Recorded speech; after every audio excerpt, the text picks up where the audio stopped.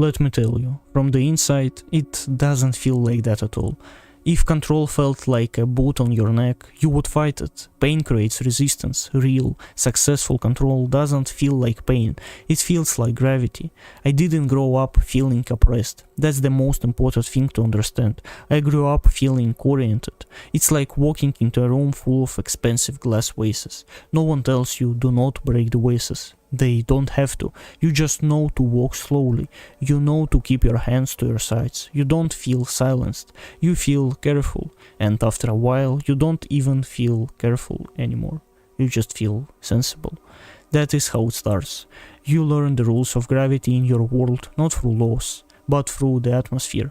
You learn it by watching your parents' faces change when a certain topic comes up on the TV. They don't scream at the TV, they just go quiet.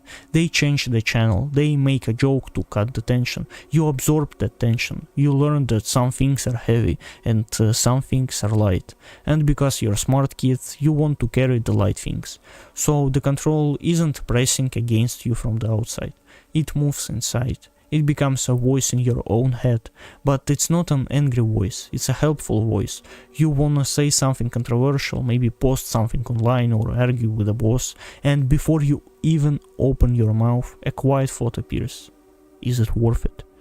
Not is it dangerous, that's too dramatic, just is it worth the headache?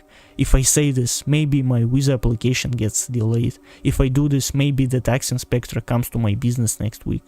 Is it worth it? And the answer is almost always no. So you stop. You swallow the words. And here's the trick.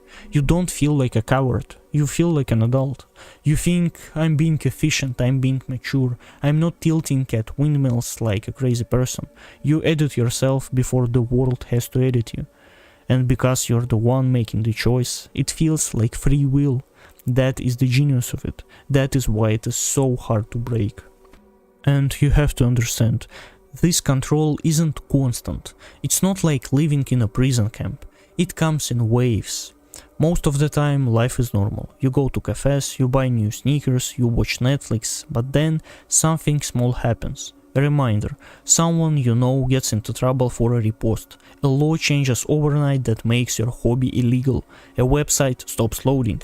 It's not a thunderclap, it's just the weather changing. From the inside, authoritarianism feels less like a cage and more like bad weather.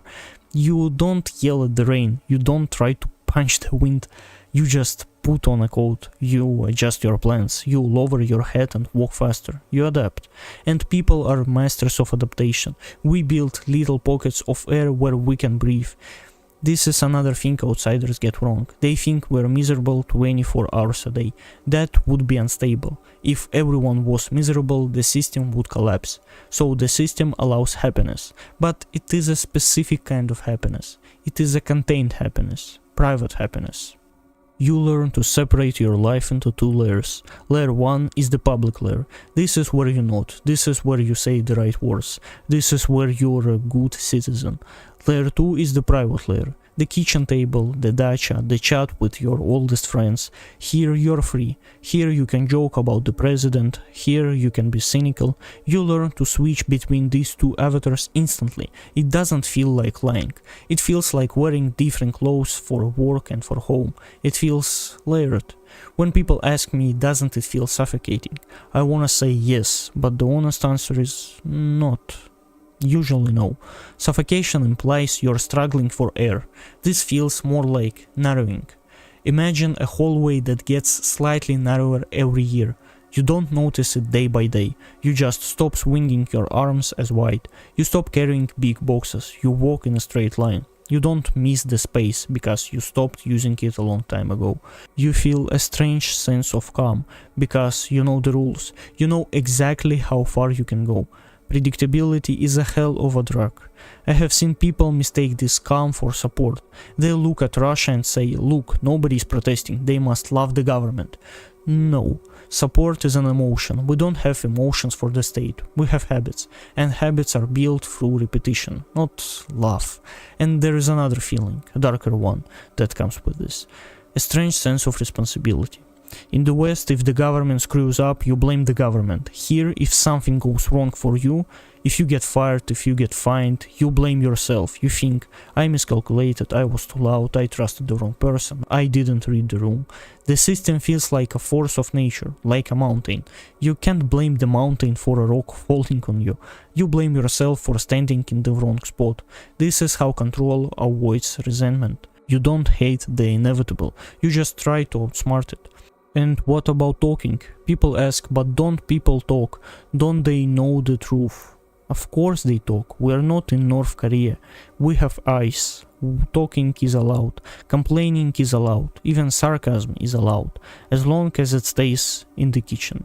As long as it doesn't turn into action. You learn that words are cheap. This creates a release wealth. You rant, you joke, you complain, and then you go to work and do exactly what you're told.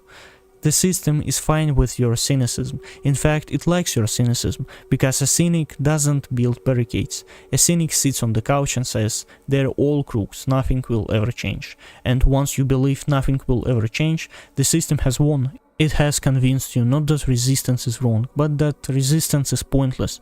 Wrong you can argue with, pointless just makes you tired. So you focus on your own life. This is the final victory of control. Atomization. It isolates you, not by putting you in a solitary confinement, but by making you obsessed with your own survival. You have your mortgage, you have your kids' school fees, you have your elderly parents. You can't risk that for some abstract idea of freedom. Everyone has their own private deal with the devil. Everyone has their own line they say they won't cross, until they have to. So when you look around, you don't see allies. You see the other people just trying to keep their heads down. It feels like everyone is busy, and they are. I noticed something only after I left the country. I was in a safe place, no police, no danger, but I was still scanning the room. I was still lowering my voice in restaurants. It ends not when the government falls, but when your instincts change, and instincts are incredibly stubborn. Most people don't try to jump over the fence, not because they're scared, but because they have forgotten that there is anything on the other side. They have been adjusted, calibrated, and the scariest part, it feels reasonable. It feels like you just finally learned how to drive. And by the time you realize the road was chosen for you, you're already so far down that you wouldn't even know how to turn back. Thank you for watching.